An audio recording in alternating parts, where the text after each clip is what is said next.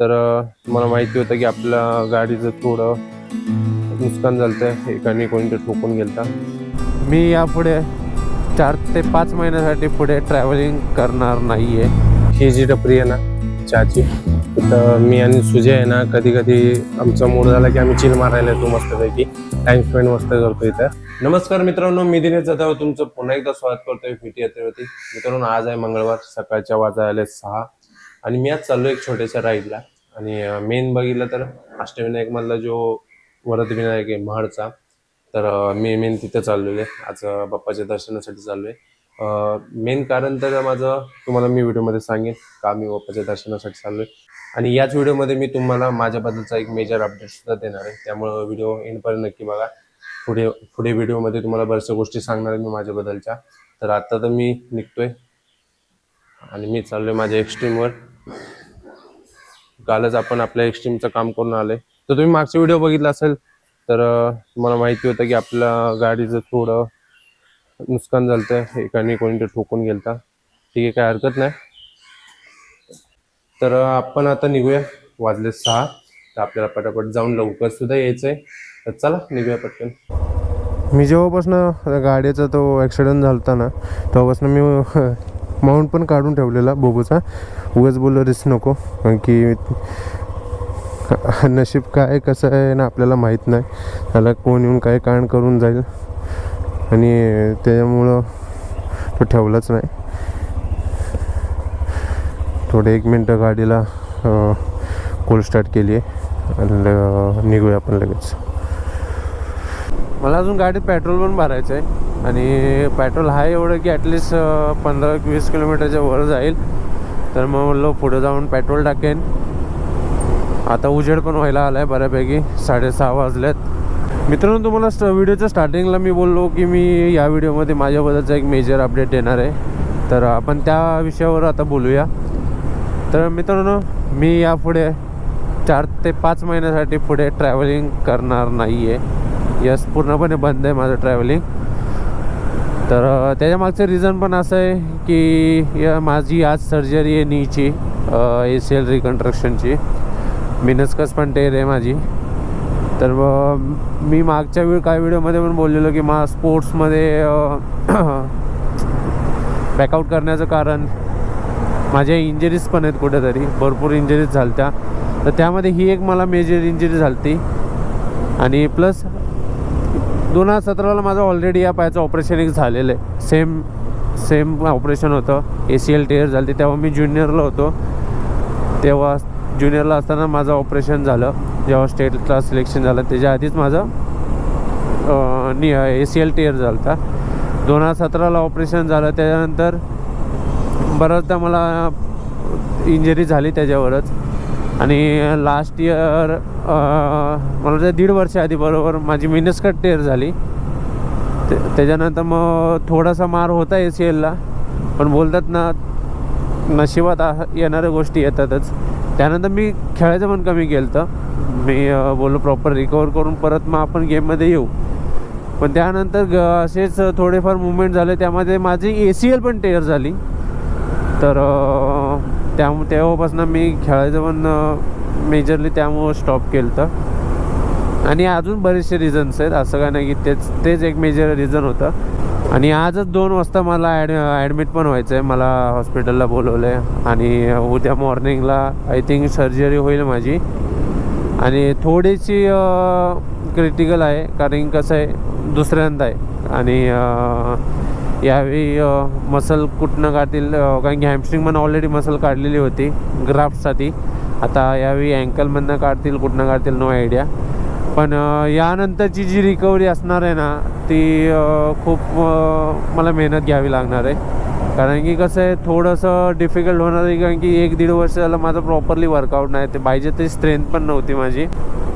ते आता माझा पूर्ण फोकस असणार आहे माझ्या रिकव्हरीवर, मला रिबिल्ड करायची, माझा पूर्ण जो स्ट्रक्चर आहे माझं ट्रान्सफॉर्मेशन पूर्णपणे रिबिल्ड करायचं आहे मला। आफ्टर ऑपरेशन मला खूप साऱ्या गोष्टीवर लक्ष द्यायचं आहे, कारण की या 1 वर्षामध्ये माझं प्रॉपर वर्कआउट डाएट प्रॉपर नसल्यामुळे माझा मसल लॉस पण झाला आहे, आणि फॅट पण वाढलेला आहे. लाईफमध्ये फर्स्ट टाईम मला एवढा फॅट वाढलेला आहे मित्रांनो. माझ्या चांगली मसल आहे तेव्हा मी 80 kg होतो. आज माझी मसल लॉस आहे तर मी 86ला आहे. मग विचार कर माझा फॅट किती वाढला आहे. 2-3 दिवस थोडासा नर्वस पण होतो तर त्यामुळे विचार केला की आज मी रात्री म्हणजे कालच जाणार होतो संध्याकाळी. बोलत जाऊन बाप्पाचं दर्शन घेऊन येतो, थोडं बरं वाटेल मला. तर मी विचार केला एक काम करूया, सकाळीच निघू, पहाटे निघू मस्तपैकी. एक चांगली राईड पण होईल कारण की आपण खूप टाईमसाठी आता राईड पण करणार नाही आहे. तर त्यामुळे बोले एक राईड पण होऊन जाईल आणि बाप्पाचं दर्शन पण होईल. आणि बऱ्याचशा गोष्टी मागितल्या आहेत मी बाप्पाकडे तर त्या बाप्पाने फक्त पूर्ण केल्या पाहिजेत बस. मित्रांनो मी याच्या आधी पण बरेचसे ट्रेकिंग वगैरे आणि बऱ्याचशा अशा ॲक्टिव्हिटी करायचो नाही कारण की थोडंसं भीती वाटायची नीला अजून काही इश्यू होऊ नये म्हणून. त्यामुळे मी जास्त ट्रेकचे प्लॅन पण करत नव्हतो आणि बऱ्याचशा गोष्टी होत्या. सायकलिंग वगैरे पण जास्त करत नव्हतो. आणि त्यानंतर माझी सायकल पण चोरीला गेली. गेल्या मला वाटते 7-8 महिने झाले सायकल पण चोरी झाली माझी. पहिलं मी आधी घरी ठेवायचो पण नंतर घरात बाळ आल्यापासून खूप ते बेतं त्यामुळं सायकल खाली ठेवली उगाच लागू नये म्हणून आणि खालनं सायकल पण चोरी झाली. जेवढं होतं मला पॉझिटिव्ह राहायचं आहे, शांत राहायचं आहे आणि स्ट्रॉंग राहायचं आहे कारण की ऑपरेशन नंतर खूप सारे इश्यूज येतात. थोडासा नर्वस फील होणं झालं, डाऊन होतो माणूस कारण की मला एक्सपिरियन्स आहे. त्या स्टेजमध्ये मी ऑलरेडी आलेलो आहे. त्याच्यामुळे आधीच्या ऑपरेशनपेक्षा आताचं जे ऑपरेशन होणार त्यामध्ये तर मला माहिती आहे मी चांगली रिकव्हरी करणार आहे.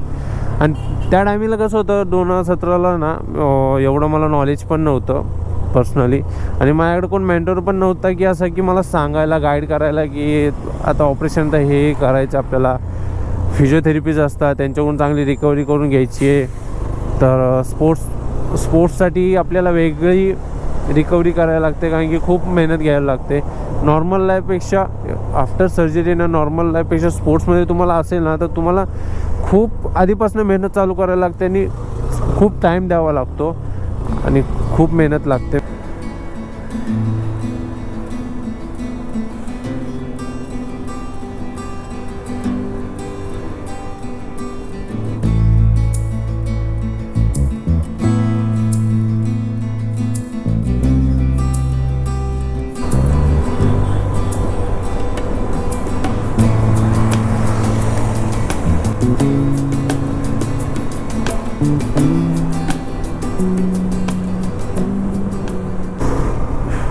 काल रात्री थोडं नर्वस असल्यामुळे ना मला जास्त भूक पण लागली नाही आणि बाहेर तसं जेवलो पण नाही. मग आता सकाळी असं झालं आहे ना पोटात खूप गडगड व्हायला लागले, भूक पण लागली. विचार केला एक थोडं चहा वगैरे पण पिऊन जाऊया. आता तर काय 2 मिनटावरच राहिले आपल्याला, काही जास्त वेळ पण नाही लागणार. बोलो पहिलं चहा वगैरे पिऊ आणि मग पुढे जाऊ. हो देवा. तर चहा वगैरे पिला, बनमस्का खाल्ला, थोडं पोटाला आराम तर भेटला आहे. तर आता 2 मिनटावरच आहे, जास्त लांब पण नाही राहिलं आहे. तर पटकन जाऊ, बाप्पाचं दर्शन घेऊ, थोडा वेळ तिथं टाईम स्पेंड करू आणि लवकरच निघूया.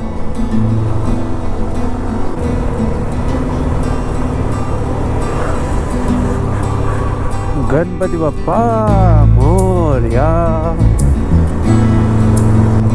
आपलं बसेस एवढ्या आल्यात असं वाटते गर्दी असणार आहे. काय माहीत आता गर्दी आहे नाही, तर जाऊन बघूया.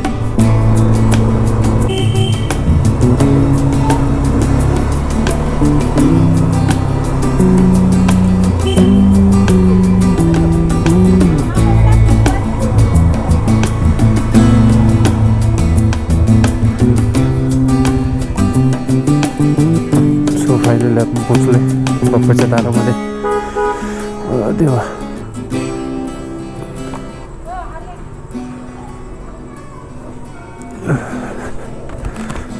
ते काम करू, गर्दी कमी आहे तर आपण आपला जॅकेट हेल्मेट वगैरे यांच्यापाशी ठेवतो, शूज वगैरे इथंच काढतो आणि बाकीचं ताट वगैरे नारळ हार वगैरे आपण इथनंच घेऊन जाऊया बाप्पाच्या दर्शनाला. आय थिंक आतमध्ये शूट तर काढायला मला भेटणार नाही, पण बीचनं तुम्हाला दिसत असेल कॅमेरामध्ये तर बघून घ्या.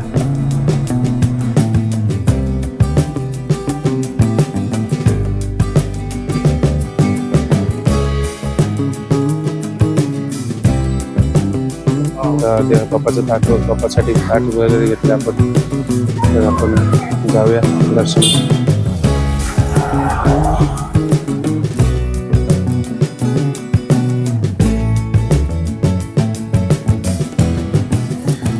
मित्रांनो आता दर्शन वगैरे घेतलं बाप्पाचं आणि तिथनं थोडं पुढं आलो.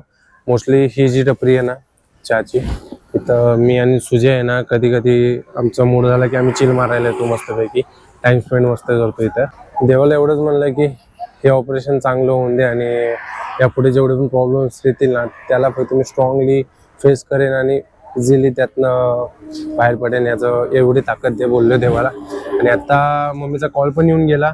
ती बोलली घरी ये लवकर, कारण की कसं आहे 8 वाजल्यात, पोचायला 9. आणि मी जरा आरामात जरा असं रमत जमतच जाणार, थोडा लेटच जाणार आहे घरी.